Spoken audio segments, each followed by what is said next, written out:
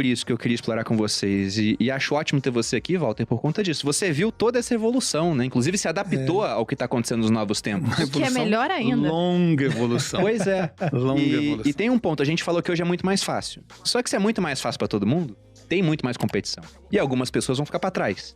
Eu tô aqui, por exemplo, com o lucro da Rede Globo. A Globo era uma empresa que era muito beneficiada por essa falta de concorrentes. Ela concorria com 1, 2, 3 canais ali abertos, né, com TV por assinatura, mas era uma empresa que em 2015 ela conseguiu 3 bilhões de reais de lucro.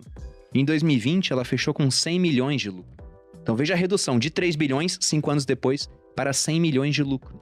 Então ela foi muito afetada, porque antes eram poucos concorrentes e agora a Globo concorre com o podcast, concorre com a gente em rede social, Todo mundo. concorre com o Whindersson Nunes, concorre com toda a empresa que não tinha poder para anunciar na Globo, mas agora criou um canal no YouTube.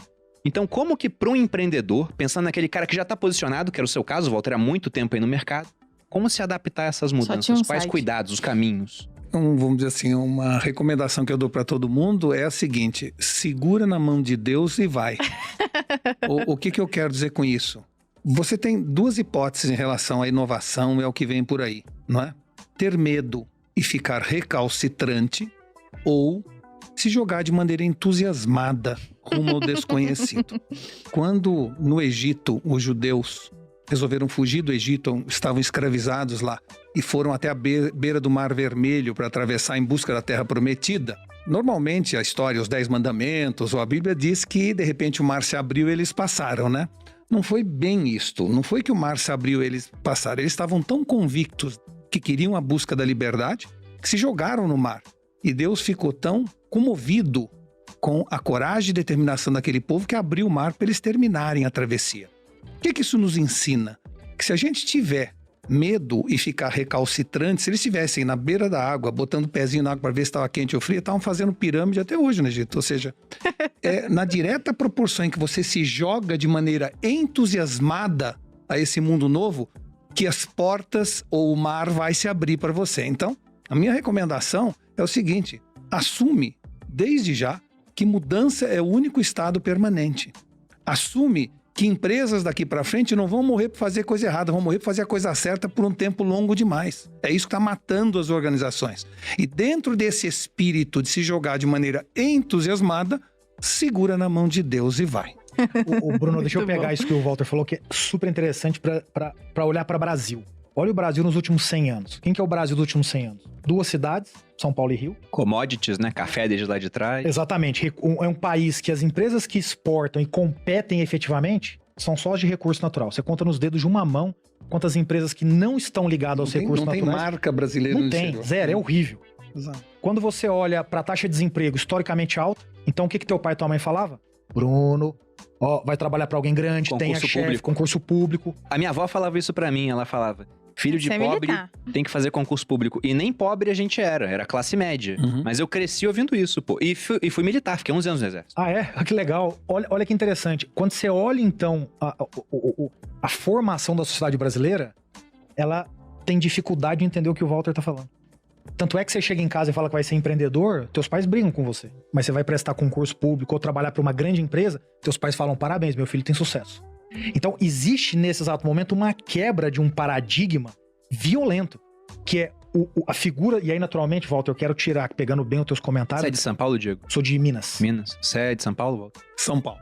Eu quero tirar aqui, naturalmente, o empreendedor de palco. Mas esses empreendedores, eu não quero dizer aquele que montou startup. A Luísa Trajano é uma grande empreendedora, né? O Walter é um grande empreendedor. Então não tem a ver com montar startup nos últimos 5 anos. A figura dessas pessoas, ela é muito importante nesse momento para dar essa referência e começar a quebrar esse paradigma que a gente tem na cabeça para permitir as pessoas entenderem isso com muito mais facilidade. Eu perguntei de onde vocês são pelo seguinte: eu fui militar durante 11 anos e dentro da academia militar tinha gente do Brasil todo. Você tinha cara do Norte, cara do Nordeste, do Sul. E pensando em termos de população, era pra ter muita gente de São Paulo, né?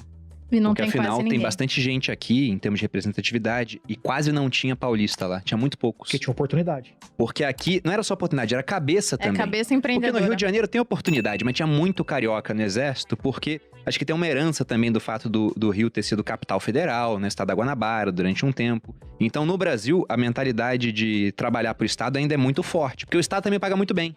Até aquela história, né? Se o Mark Zuckerberg fosse brasileiro, será que ele tinha criado o Facebook? Ou ele tinha virado procurador, promotor, juiz? Tem esse ponto. Eu não, vamos dizer assim, não queria me alongar muito, nem ser muito prolixo, mas esse assunto, ele também perpassa por uma visão mais antropológica, ou seja, de formação étnica, né? Então, o filósofo Nietzsche dizia que existem 2 tipos de tendências das pessoas. Pessoas que tendem mais a uma moral aristocrata e pessoas que tendem mais a uma moral escrava. Hoje seria politicamente incorreto falar escravo, a gente pode falar moral dos senhores e moral de rebanho, tá certo? São as 2 formas. Vamos adequar. Aqui a gente não é muito politicamente correto, Exato. não. Então, vamos dizer assim, o que ele dizia? Ele dizia que uma pessoa de moral aristocrata, ele tem uma ênfase endógena, ou seja, deixa comigo, eu resolvo, se acontecer alguma coisa, a culpa é minha, ele assume responsabilidade, ele faz as coisas na hora, ele quer se superar e não superar alguém, ele quer se superar a si mesmo todos os dias, e essa é uma pessoa de moral aristocrata. Do outro lado tem uma pessoa de moral escrava, que é uma pessoa que tem uma ênfase exógena e fica perguntando, quem vai resolver isso? Quem vai tomar uma atitude? Quem? Né? É uma pessoa que sente que depende de alguém e tem o que a gente chama de uma servidão voluntária, que o Etienne de Boissy já falava isso há muitos anos. Ele gosta de que alguém mande, que alguém dê ordem, que alguém lhe diga o que fazer, como fazer. Não quer ser dono do seu destino, quer que o destino esteja na mão de alguém até para ele poder reclamar e, principalmente, tem um ressentimento contra tudo e contra todos. Então, esses são os 2 tipos exagerados de pessoas que existem. Se você pegar um exemplo, você chega para uma pessoa que chegou numa reunião atrasado com você e você fala, você está atrasado. Se é uma pessoa de moral aristocrata, ele fala, é verdade, desculpa, me atrasei mesmo. O outro fala, foi o ônibus, não foi ele que se atrasou. Entendeu? Ele sempre tem uma desculpa fora. Ou o trânsito que sempre existe, sempre existirá. Sempre existirá, aqui em São Paulo, ele culpa o trânsito. Então, sempre tem essa visão. Se você, por acaso, encontra um amigo seu foi demitido e você pergunta para ele, escuta, você foi demitido por quê? Uma pessoa de moral aristocrata fala, não consegui atender as expectativas da empresa. Eu acho que não soube jogar o jogo político da organização. Uma pessoa de moral escrava fala o contrário. O meu chefe era um imbecil. O pessoal tinha inveja de mim. Bom. Não entendo o que eles fazem lá, mas loucura. Então é assim, esses 2 tipos de pessoas existem normalmente no mundo inteiro, em qualquer lugar. O problema é que o Brasil tem uma formação étnica de pessoas que esperam. Então, quando você fala, os índios esperavam da natureza, né? A população africana esperava do divino e os portugueses esperavam da corte. Então, foi formado por um trio civilizatório que tem uma atitude mais de esperar que alguém faça ou tome uma providência. Esse corte, ele pode ser um corte muito claro de São Paulo para baixo e de São Paulo para cima, porque em São Paulo para baixo você teve outras influências de outros povos. Os alemães, os italianos, então isso já dá uma primeira diferença. O segundo aspecto que é importante é que ninguém é 100% escravo ou aristocrata. Nós temos tendência, e aí entra o ambiente, seja corporativo, seja do próprio país. Há países que te estimulam a usar mais da sua moral aristocrata. Há países que te estimulam mais a moral escrava. E isso numa empresa é fundamental. A meritocracia estimula. Então, ninguém é 100% uma coisa é outra, mas o ambiente de negócios do Brasil durante muitos anos nos estimulou a moral escrava, ser funcionário do Banco do Brasil, né? E depender dos outros e ficar falando mal do governo. Em algumas outros países, a moral, seja por fatores religiosos ou étnicos, levou ao contrário. E nós tivemos, então, países que entenderam que nós todos devemos esculpir-nos a nós mesmos, que o destino está na nossa mão. E esta visão trouxe um país um pouco mais adiantado no aspecto competitivo. Eu nem estou dizendo que é o melhor, nem que nos traz mais felicidade. Apenas uma definição sem entrar vamos dizer, numa questão de o que é melhor, porque isso seria uma conversa para 3 horas. Né? Eu tenho certeza que a audiência está ouvindo e com certeza muitos se identificaram para um ou para outro. Eu me identifiquei nos dois. Identificaram outras pessoas também. Porque provavelmente você não é aristocrata, então você tá botando a culpa em alguém. Eu acho que eu me identifiquei nos dois porque eu cresci, meu pai é militar, sou de família militar, então veja, eu tive essa educação, uma formação toda. De aguardar ordens. De aguardar ordens, exatamente. Mas eu sou ariana, então nunca tô aguardando ordens. Eu não sei se você sabe.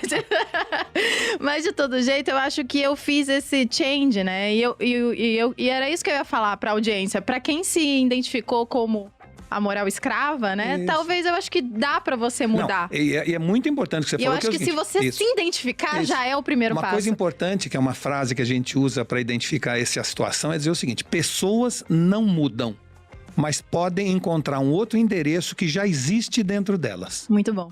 Olha que interessante.